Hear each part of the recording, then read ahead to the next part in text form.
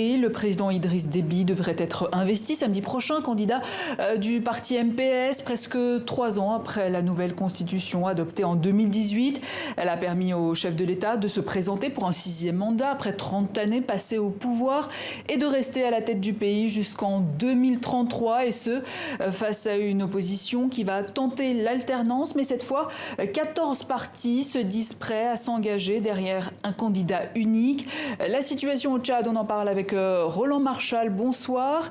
Vous êtes chercheur au Centre de recherche internationale, le CERI de Sciences Po Paris, spécialiste des conflits dans l'Afrique subsaharienne. Roland Marchal, que peut faire une opposition, même très unie, face à un président élevé en août dernier au rang de maréchal, qui a régné pendant 30 ans d'une main de fer sur un pays verrouillé et qui a modifié la Constitution pour se maintenir au pouvoir jusqu'en 2033?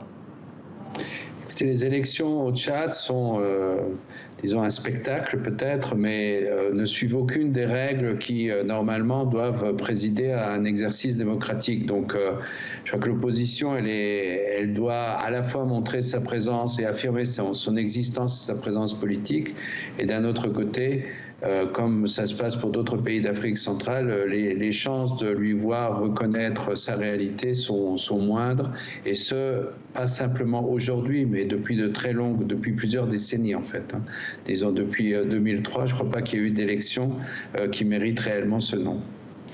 Roland Marchal, comment se fait-il que le rapport de l'International Crisis Group, publié la semaine dernière, a autant pointé du doigt les insuffisances de l'armée tchadienne, pourtant l'une des meilleures du continent, et en pointe également dans la lutte contre le terrorisme? Oui, je ne crois pas que ce soit un très bon rapport, mais disons ce que ce rapport reconnaît dans toute sa diplomatie, c'est le fait que depuis 1991, Déby a essentiellement gouverné en s'appuyant sur un appareil sécuritaire et militaire qui a un niveau de violence vis-à-vis de la société tchadienne qui est élevé.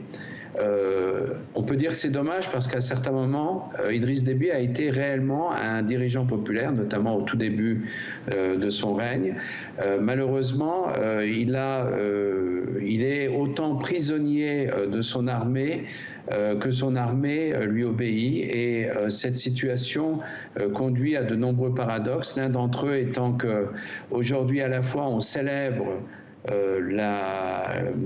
les qualités de l'armée tchadienne, alors que la population elle-même les craint cette armée, et souffre de la brutalité et du non-droit qui règne à cause de ces corps habillés, comme on le dit au Tchad. Donc il y a ce paradoxe-là qui soulève de nombreux problèmes politiques, à commencer évidemment par quelle forme d'autoritarisme s'est mis en place au Tchad, et qu'est-ce qui peut se passer le jour où Idriss Déby sera incapable de gérer les tensions internes à l'appareil militaire ou sécuritaire, et où le jour où lui-même disparaîtra de la scène politique, parce que bon, certes, il est maréchal, il pourra peut-être bientôt, comme Bokassa, se faire nommer empereur, mais Dieu finalement rappelle aux hommes qu'ils ne sont que des hommes. Et donc ce jour-là, que se passera-t-il pour le Tchad, et que nous diront la France, les États-Unis, l'Union européenne, qui ont financé cet autoritarisme aussi longtemps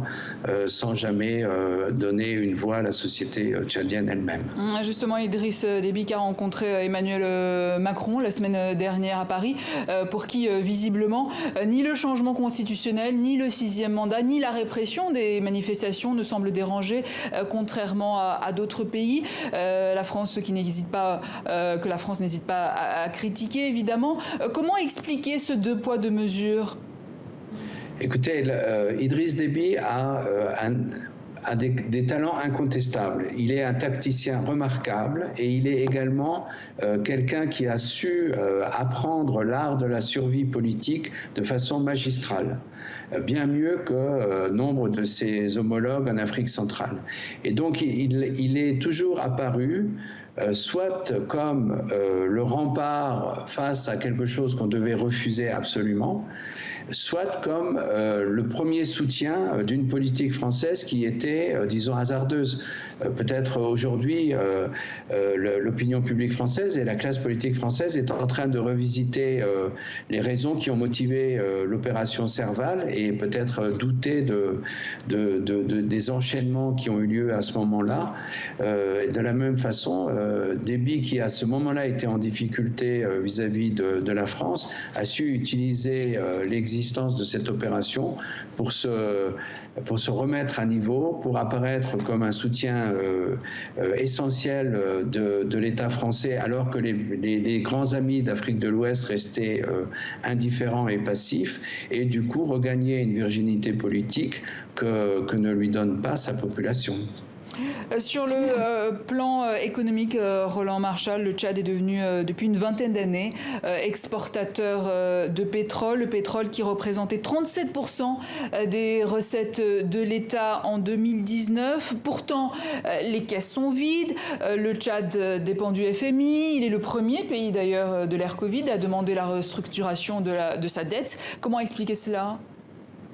Écoutez, à la fois, le Tchad est devenu un producteur de pétrole. Les revenus pétroliers, pratiquement pendant 7 ans, ont été utilisés essentiellement pour reconstruire un appareil militaire plus performant, c'est-à-dire en payant mieux les gens qui se battaient, qui n'étaient d'ailleurs pas toujours des militaires, et acheter du matériel plus moderne, avec des systèmes d'armes plus sophistiqués.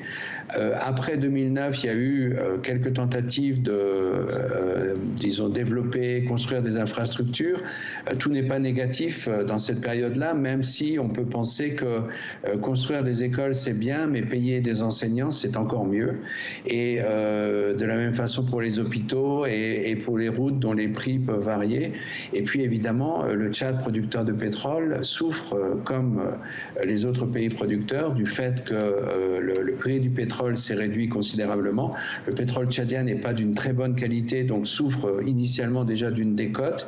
Il doit également payer une taxe à cause du fait que l'exportation internationale se fait à Kribi, donc au Cameroun. Hein.